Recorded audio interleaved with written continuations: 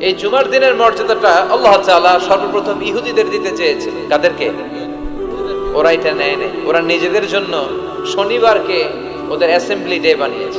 ওরা বলেছে না, আমরা শনিবারে ইবাদত করব। এই দিনটা আল্লাহ তাআলা নাসারাদেরকে দিতে চেয়েছে, তারাও নেয় নাই। তারা রবিবারকে তাদের ইবাদতের দিন হিসেবে চুজ করেছে।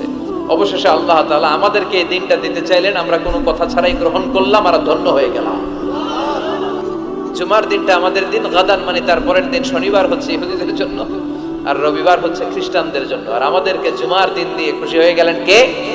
আবার বিশ্বনবী বললেন, জুমার দিনটা এমন দিন, এই দিনে আল্লাহর পক্ষ থেকে বিশেষ ফেরেশতারা মসজিদের সবগুলো দরজার মধ্যে দাঁড়িয়ে যায় এবং জুমার নামাজের আগ দিয়ে খতিব সাহেব আসার আগ পর্যন্ত লিখতে বসে যায়। কে কে মসজিদে ঢুকে নামগুলো তারা কাউন্ট করে, এন্ট্রি করে। সর্বপ্রথম জুমার সালাত আদায়ের জন্য যে মসজিদে ঢুকে